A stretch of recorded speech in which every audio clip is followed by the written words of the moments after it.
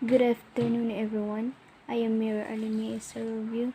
I am the third reporter of this lesson. I have two topics assigned, which is watching Dallas and reading Women's Magazine. Ang Watching Dallas was originally published in the Netherlands in 1982. The version under discussion here is the revised edition translated into English in 1985.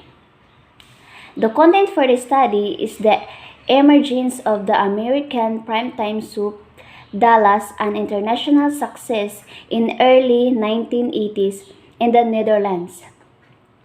Ang watch in over 90 countries was regularly watched by 50% of the population with its spectacular success. Dallas soon gathered around that a whole discourse of activity from the extensive coverage in the population praise to souvenir hats, reading I Hate DR. It also attracted critics like Jack Lang, the French Minister of Culture, who viewed it as the latest example of American cultural imperialism quoted in Ang 1985. She was born in Java and raised in the Netherlands. Ang has a PhD in Social and Cultural Studies. Ang is currently Professor of Cultural Studies at Centre for Cultural Research at the University of Western Australia. On Ang's university profile, her listed interests include the formation of agencies and publics, politics of identity, and difference on issues of representation in contemporary cultural institutions. In Watching Dallas, it divided into the introduction and four chapters. First, Dallas between reality and fiction. Second, Dallas and the melodramatic imagination. The third, Dallas and ideology of mass culture. And the last, Dallas feminism. So what is important of Dallas? Important of Dallas to analyze the production of irony and nostalgia.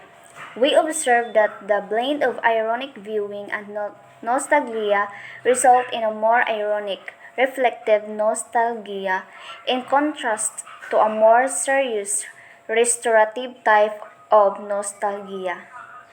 So from the words Woman Magazine, it is all about entertain and educate readers, help create and sustain mass markets for consumer goods, and provide a unique glimpse into women's and commercial culture. In reading Women's Magazine, in the preface to Inside Women's Magazines, Janice Winship on 1987 explained how she was been doing research on Women's Magazine since 1969.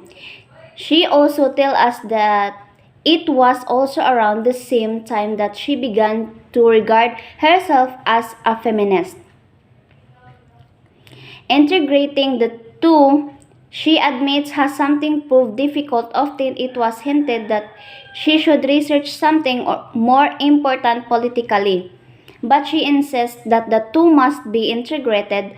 To simply dismiss women's magazines was also to dismiss the lives of millions of women who read and enjoy them each week. More than that, she still enjoy them, found useful and escaped with them, and she couldn't be the only feminist who was a closet reader. As she continues, this did not mean that she was not or is not still critical of women's magazines, but what is crucial to feminist cultural politics, this dialectic of attraction or rejection. So feminist scholars have recently been paying increasing attention to popular culture from forms directed to women, especially non-feminist.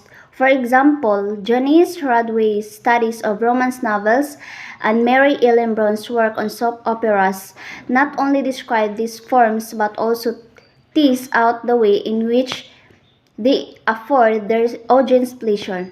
Jenny's Winship's study of contemporary British women's magazines aims to do much the same, although her descriptions are disorganized and superficial. Furthermore, her gaze about the pleasure are not persuasive. In terms of magazine covers of women, Jenny's Winship in 1987 has been an extremely influential theorist.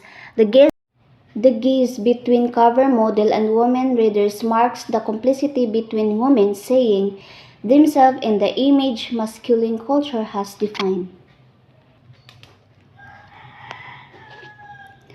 Women magazines believe that women would recognize. I have some example of reading women magazine, which is Better Homes and Gardens, Working Mother, The Ladies Magazine, Ladies Home Journal, Woman's World, or etc. Women magazine called The Goddess Ladies Book in 1830 in United States. That's all. Thank you.